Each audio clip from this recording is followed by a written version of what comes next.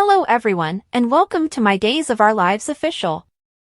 I hope everyone is having a wonderful day. Before we begin, please hit the subscribe button and give this video a thumbs up. At Abe and Paulina's house, Paulina received Chanel, who had come to honor a family tradition. Chanel selected 2 turkey-shaped chocolates from a bag and labeled them Big Mama's treats. After reminiscing about prior Thanksgivings, mother and daughter discussed Abe and Johnny's conditions. When Paulina realized that Johnny had fully recovered, she snarked, "What a shame." Chanel was taken aback. Paulina told Chanel how furious she was because Johnny had branded her daughter a cheating slut. She thought he deserved a little food poisoning as retribution. Chanel angrily told Paulina that she didn't need to be reminded of the incident, that Paulina should stay out of it, and that she had resolved things with Johnny. Chanel went on to say that she was completely over Johnny's comments and had moved on. Paulina was shocked at how fast Chanel had forgiven Johnny. Chanel remarked that Johnny's brief sickness helped her realize how much she loved him and that life was too short to be angry. She reminded Paulina that Johnny was a decent guy at heart and that he made Chanel laugh, something Paulina had always believed was vital. Furthermore, Chanel and Paulina had committed numerous blunders and were pardoned for them. She stated that Johnny had not done anything as heinous as cheating on her, therefore she requested that Paulina show Johnny some compassion. Paulina and Chanel reached an agreement over Johnny, and Chanel prepared to leave to join the DiMera for Thanksgiving. Paulina promised to return on time to meet Lonnie, Eli, and the kids. Love General Hospital, B&B, Days, or other soap operas? Join the debate on our SC forums. Click here to interact with fans and participate in debates immediately. Joy was on the phone with Nancy at Horton Town Square, assuring her mother that she was fine dining alone for Thanksgiving. She stated she couldn't return to New York for the holidays due to employment. Joy became irritated by something Nancy said and yelled, "Of course, I'm staying away from married men." Just then, Johnny passed past. Joy finished her call with Nancy, and Johnny joined her at the table. Joy saw that Johnny appeared to be feeling better, and he admitted to getting sick from the damn cupcake he had eaten. Joy brought up Chanel's comment about Johnny saying Joy's name in his sleep. Johnny was surprised that Chanel had told Joy, but happy that his story about the dream appeared to be holding up. Joy sheepishly admitted that she'd told someone about Johnny and her. Johnny was surprised Joy had divulged their secret because she had insisted they keep it between them. Joy defended herself, claiming that she, too, felt enormous shame and needed someone to confide in. Johnny demanded to know who Joy told. When Joy revealed that it was Alex, Johnny became even angrier. Joy promptly informed Johnny that Alex had agreed to keep silent for Chanel's sake. Chanel approached the table just as Johnny was saying that he hoped Joy was correct. Joy and Johnny cooked up a tale in which they discussed apprehending the cupcake culprit. Chanel expressed relief that Sweet Bits was not involved. Chanel mentioned the prior occurrence with the poisoned biscuits in response to Joy's inquiries. She claimed that she had been betrayed by someone she considered a friend, which caused Joy and Johnny to exchange guilty looks.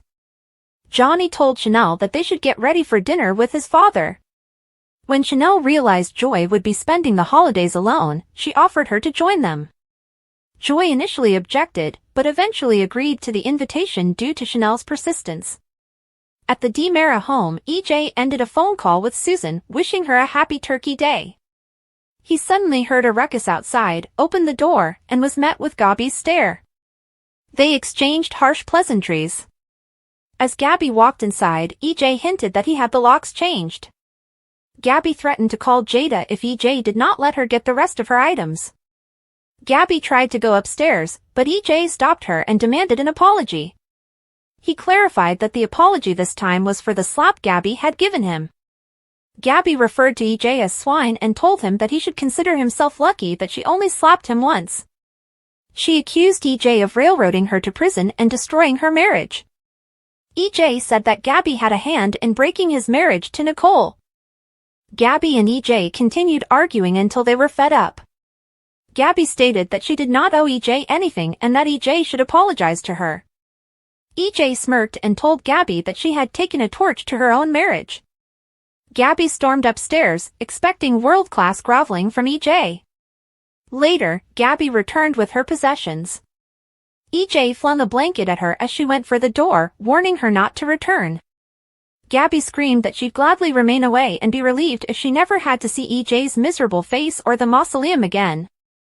Johnny, Chanel, and Joy arrived moments after Gabby had departed.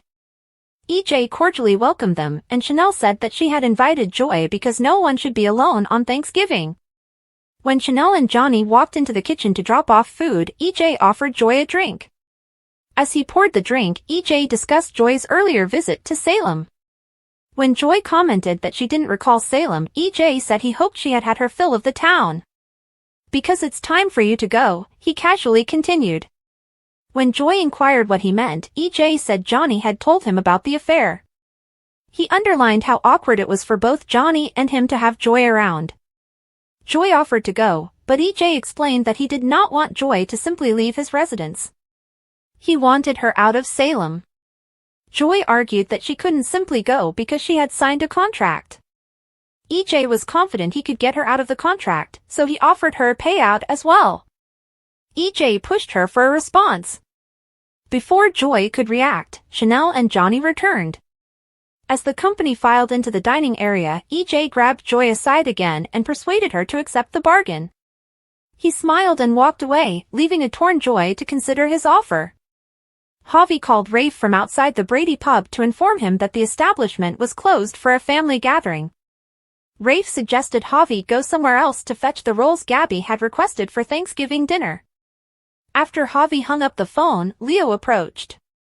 Javi tried to escape, but Leo stopped him. Leo apologized again for how he had treated Javi, but Javi remained unmoved. He described hooking up with Leo as a mistake. Leo said he had a PhD in mistakes, but he didn't include Javi among them. He emphasized their link. Javi responded that he, too, had felt the bond until Leo turned against him. Javi ran out, vowing never to let anyone abuse him like that again. As Leo sat depressed on the bench, Alex came outdoors and explained that he needed to get some fresh air and get away from Stephanie and Philip. Leo and Alex talked about their horrible Thanksgivings, and Leo joked that he was making Debbie Downer seem like a cockeyed optimist. Alex asked Leo to open up about his problems. Leo frowned and murmured that he had messed up with Senior Wright. After Leo told Alex about his troubles with Javi, Alex advised that Leo apologize.